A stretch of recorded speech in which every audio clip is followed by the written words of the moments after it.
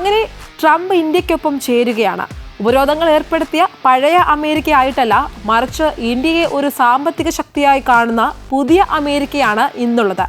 മോദി എന്ന തന്ത്രജ്ഞന്റെ ആത്മനിർഭർ ഭാരത് എന്ന ലക്ഷ്യമാണ് ഇതിലൂടെ കൂടുതലായി ഇന്ന് സാക്ഷാത്കരിക്കാൻ പോകുന്നത്.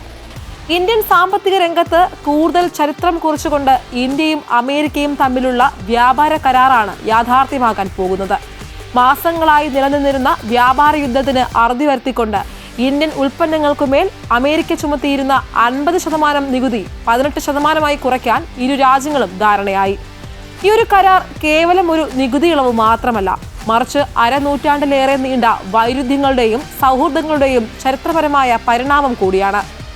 50% നിന്ന് 18% നികുതി കുറയുമ്പോൾ മാറുന്നത് വെറും അക്കങ്ങൾ മാത്രമല്ല, മറിച്ച് ആഗോള രാഷ്ട്രീയത്തിന്റെ ദിശ കൂടിയാണ്. ഈ ചരിത്രം നോക്കുകയാണെങ്കിൽ ഇന്ത്യ അമേരിക്ക ബന്ധം ഒരിക്കലും ലളിതമായിരുന്നില്ല. ഈ ശീതയുദ്ധകാലത്തെ അകൽച്ചയിൽ നിന്ന് തുടങ്ങി ഉപരോധങ്ങളുടെ കാലം പിന്നിട്ട് ഇപ്പോൾ ലോകം കണ്ട ഏറ്റവും വലിയ വ്യാപാര കരാറുകളിലൊന്നിൽ എത്തി നിൽക്കുകയാണ് ഈ ബന്ധം. നിലവിൽ ഇന്ത്യൻ കയറ്റുമതികൾക്ക് മേൽ അമേരിക്ക ചുമത്തിയിരുന്നത് 50% തീരുവയാണ്. ഇതാണ് 18% കുറച്ചിരിക്കുന്നത്. പ്രധാനം 2 തരം തീരുവകളാണ് ഉണ്ടായിരുന്നത്. ഒന്ന് reciprocal tariff, 2 Russian oil penalty. ഈ റഷ്യൻ ഓയിൽ പെനാൽറ്റി എന്താണെന്ന് നമുക്ക് എല്ലാവർക്കും അറിയാം. അതായത് ഈ 50%-ൽ 25% റഷ്യയിൽ നിന്ന് ഇന്ത്യ എണ്ണ വാങ്ങുന്നതിനെതിരെ അമേരിക്ക ചുമത്തിയ പിഴയാണ്. ഈ കരാറിന്റെ ഭാഗമായി ഈ തീരുവ പൂർണ്ണമായും ഒഴിവാക്കുകയും റഷ്യയിൽ നിന്നുള്ള എണ്ണ ഇറക്കുമതി ഇന്ത്യ കുറയ്ക്കുമെന്നും പകരമായി അമേരിക്കയിൽ നിന്ന് ഏകദേശം $500 ബില്യൺ ഊർജം, പ്രതിരോധ ഉപകരണങ്ങൾ, സാങ്കേതികവിദ്യ എന്നിവ വാങ്ങുമെന്നും അമേരിക്ക അവകാശപ്പെടുന്നു. അതായത് ഇന്ത്യ അമേരിക്കയിൽ നിന്ന് കൂടുതൽ എണ്ണയും ഗ്യാസും വാങ്ങും.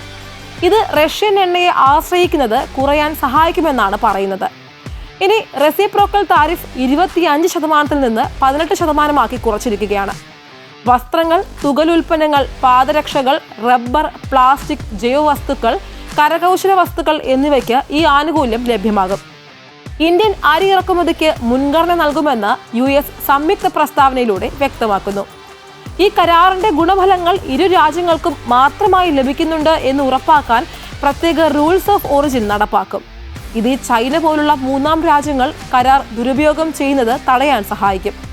അമേരിക്ക തീരുവ കുറയ്ക്കുന്നതിന് പകരമായി ചില അമേരിക്കൻ ഉൽപ്പന്നങ്ങൾക്കും ഇന്ത്യ ഇളവുകൾ നൽകും. അമേരിക്കൻ സോയാബീൻ ഓയിൽ, പഴങ്ങൾ, വൈൻ, ആഡംബര കാറുകൾ തുടങ്ങിയവയുടെ തീരുവ ഇന്ത്യ കുറയ്ക്കും. ഈ മെഡിക്കൽ ഉപകരണങ്ങളുടെയും IT ഉൽപ്പന്നങ്ങളുടെയും ഇറക്കുമതിയിലുള്ള തടസ്സങ്ങൾ ഇന്ത്യ ഒഴിവാക്കും. അതേസമയം ഓറഞ്ച്, പ്ലം, മുന്തിരി, നാരങ്ങ, വാഴപ്പഴം എന്നിവയ്ക്ക് ഇന്ത്യ നികുതി ഇളവ് നൽകില്ല. തീരുവ കുറയ്ക്കൽ ഇന്ത്യൻ കയറ്റുമതിക്കാർക്ക് അമേരിക്കൻ വിപണിയിൽ കൂടുതൽ മത്സരക്ഷമത നൽകുകയും ഇന്ത്യയുടെ വിദേശ നാണയ വരുമാനം വർദ്ധിപ്പിക്കുകയും ചെയ്യും. ചൈനീസ് ഉൽപ്പന്നങ്ങൾക്ക് അമേരിക്ക 35%-ൽ കൂടുതൽ നികുതി ഈടാക്കുമ്പോൾ ഇന്ത്യക്ക് 18% എന്നത് വലിയ ആനുകൂല്യമാണ്. ചൈനയിൽ നിന്ന് മാറുന്ന കമ്പനികളെ ഇന്ത്യയിലേക്ക് എത്തിക്കാൻ ഇത് സഹായിക്കും. കഴിഞ്ഞ വർഷം ഫെബ്രുവരിയിലാണ് ഇന്ത്യ അമേരിക്ക വ്യാപാര കരാർ സംബന്ധിച്ച ചർച്ചകൾക്ക് തുടക്കമിട്ടത്. നികുതി ഇളവുകൾ പ്രാബല്യത്തിൽ വരാൻ മാർച്ചിൽ ഒപ്പിടുന്ന നിയമപരമായ കരാർ വരെ കാത്തിരിക്കേണ്ടി വരും. ഈ കരാർ നിലവിൽ വരുന്നതോടെ കേരളത്തിൽ നിന്നുള്ള സുഗന്ധവ്യഞ്ജനങ്ങൾ, സമുദ്രോൽപ്പന്നങ്ങൾ എന്നിവയ്ക്കും വലിയ വിപണി സാധ്യതകൾ തുറക്കപ്പെടും. കൂടാതെ IT, തുണിത്തരങ്ങൾ, ആഭരണങ്ങൾ എന്നീ മേഖലകളിൽ ലക്ഷക്കണക്കിന് പുതിയ തൊഴിലവസരങ്ങൾ സൃഷ്ടിക്കപ്പെടുമെന്നും സാമ്പത്തിക വിദഗ്ധർ വിലയിരുത്തുന്നു.